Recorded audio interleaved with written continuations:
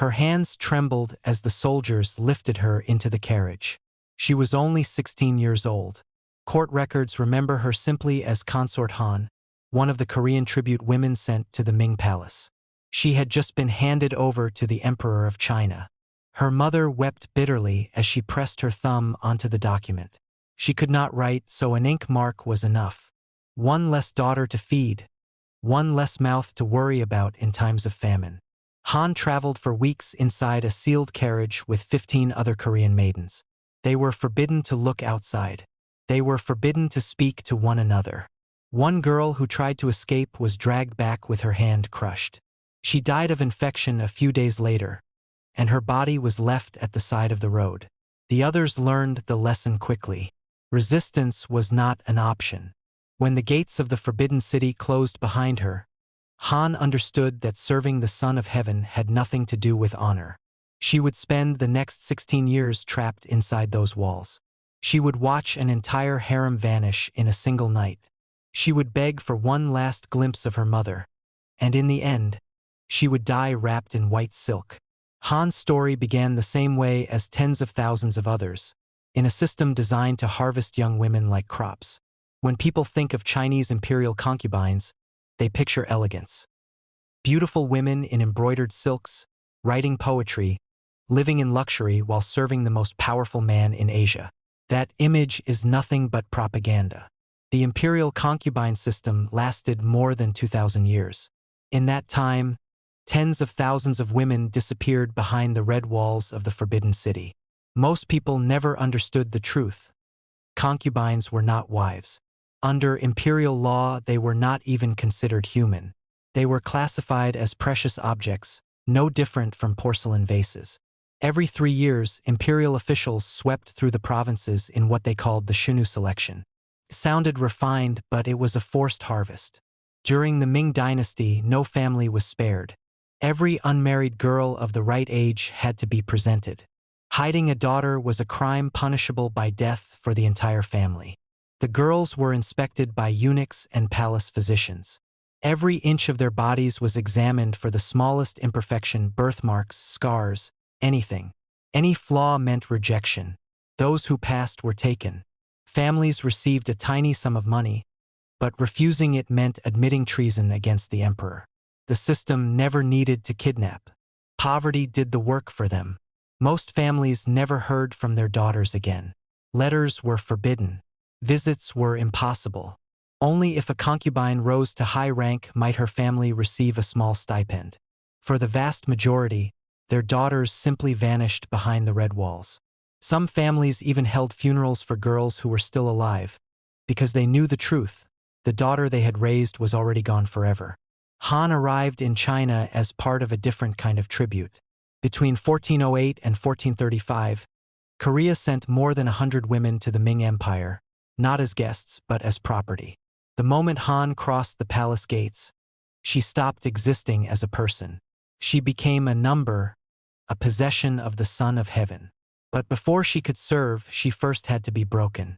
The selected women did not go straight to the harem. First, they endured what the eunuchs called refinement, a process that could last anywhere from 6 months to 2 years. The first step was the complete destruction of their identity. Their hair was cut, a deep dishonor in Chinese culture. Their names were replaced with numbers or generic titles. They were forbidden from speaking about their families. Mentioning their mother brought immediate physical punishment. Every personal item from home was confiscated and burned. They slept in barracks, 20 girls to a room, woken before dawn and sent to bed long after midnight. For months they lived in such total exhaustion that resistance became physically impossible. The second phase was submission training. They learned dozens of different ways to bow and practiced for 8 hours a day. A poorly executed bow meant being beaten with bamboo rods on the legs. Many carried those scars to their graves. They were taught to walk without making a sound, to keep their eyes lowered, to answer before being asked, to exist without taking up space, and to smile when they wanted to scream. One training manual from the Qing dynasty listed 47 separate rules for how to stand in the emperor's presence. 47 ways to exist in a single moment. Breaking any rule brought punishment. The third and final phase prepared them to serve the emperor. Historical records describe a cold, systematic process designed to crush every trace of physical or psychological resistance. The women were examined monthly. Those who showed any sign of defiance faced treatments that palace doctors recorded with chilling detachment, as if they were training animals. After months of this torment, the girls who survived were declared ready to enter a world where their suffering had only just begun. Once inside the official system, they faced another kind of hell. The hierarchy was ruthless. At the very top sat the empress, the emperor's only official wife. Below her were the imperial consorts, then the high-ranking concubines in several levels, and at the bottom, hundreds of common concubines and preparation women whose fate had not yet been decided. Rank decided everything: the food you ate, the color of your clothes, the size of your room, the number of servants, even the dishes you were given. The empress received more than 22 pounds of the finest meat every day. A low-ranking concubine got barely 4 pounds, and often not even that, because corrupt eunuchs stole the supplies before they reached the kitchens. Many low-ranking women suffered from malnutrition. Their teeth fell out, their hair thinned, and they aged decades in just a few years. The cruelest irony was that their fading beauty made them even less likely to be summoned. It was a downward spiral built into the system itself. The emperor never visited his concubines. They were summoned. Every night a eunuch presented him with wooden tablets showing the names and portraits of available women. He simply pointed to one and the ritual began. The chosen girl was taken to the bathing palace. Female eunuchs washed and prepared her, but they did not dress her again. She was wrapped in a single silk blanket like a package, only her face visible. A clothed woman might hide a weapon. 2 eunuchs carried her to the imperial chambers, unrolled the blanket at the foot of the bed, and she had to crawl forward, naked, without ever raising her eyes. A senior eunuch stayed in the room the entire time, hidden behind a screen. His only job was to keep time. After exactly 30 minutes, he would announce loudly, "Time to preserve the golden essence of the Son of Heaven." The emperor had to finish immediately. If he did not, the eunuch would enter and remove the woman by force. After every encounter, an imperial physician examined her and recorded every detail. The reason was simple. If she became pregnant, there had to be absolute proof that the child belonged to the emperor. Yet the darkest truth was this: most concubines were never summoned. Not once. There were hundreds, sometimes over 1,000 women in the harem. The emperor might call for only 1 or 2 each week. A concubine could spend her entire life, decades, waiting for a summons that never came. She aged in silence, watched younger girls arrive, and knew her only purpose in life would never be fulfilled. She could not leave, could not marry, could not have children with anyone else. She was property in permanent storage, with nothing to do but wait. The women turned against each other. The imperial harem was not just a prison, it was an arena. Hundreds of women competed for the attention of a single man, knowing that one pregnancy could raise them to heaven or destroy them completely. The result was a hidden war that lasted centuries. They poisoned each other's food. They bribed eunuchs to remove rivals from the selection tablets. They spread rumors that ruined lives. Historical records even document cases of women slipping abortifacients into pregnant rivals' tea. If the baby died, so did the mother's chance of ever rising. Empress Wu Zetian, one of the few women who ever ruled China in her own right, was said to have strangled her own newborn daughter and blamed a rival concubine. That rival was executed, and Wu became empress. Historians still debate the story, but the fact that people believed it reveals everything about the harem's culture of fear. The violence was not always physical. Psychological warfare never stopped. Senior concubines tormented the younger ones. Favorites were isolated and undermined.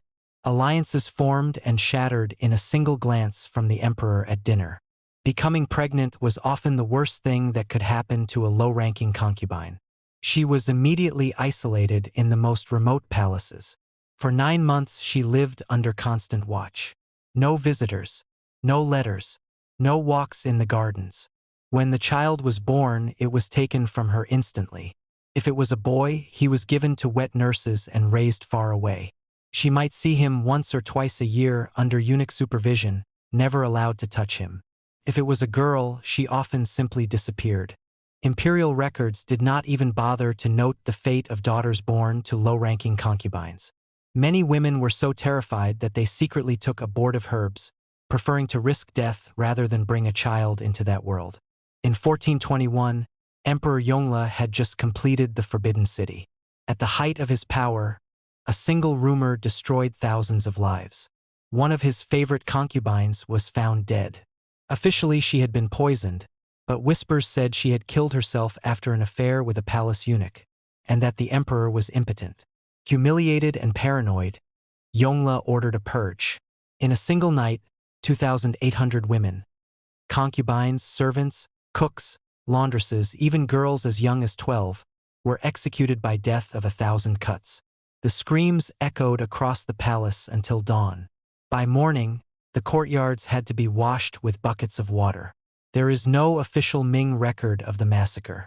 The court erased it from history, but the testimony of Lady Kue, a concubine who was outside the palace that night, survived in Korean archives. She described the blood-soaked courtyards and the bodies being dragged through the corridors she once walked every day. When Emperor Yongle died 3 years later, Han was among the women chosen for accompanying sacrifice. In the Ming dynasty, this practice was called xuanzang. When an emperor died, his favorite concubines were buried with him, alive. The chosen women received one final luxurious meal. Then they had two choices: hang themselves voluntarily with white silk cords, or be hanged by force while drugged with opium. Their bodies were placed in seated positions inside chambers around the tomb, as if still waiting to serve. Han was 16 when she was taken from Korea. She was 32 when they hanged her with white silk. In those 16 years, she never saw her mother again. She never returned to her homeland. She never heard her real name spoken with love. She was sold as tribute, trained as an object, used as a vessel, and buried as an accessory. And she was only one of tens of thousands. Historians estimate that more than 100,000 women passed through the imperial concubine system over 2,000 years. Most of their names were never recorded. Most of their stories were never told. The concubine system eventually ended, but the Forbidden City still stands. And the way it chooses to remember and to forget tells you everything.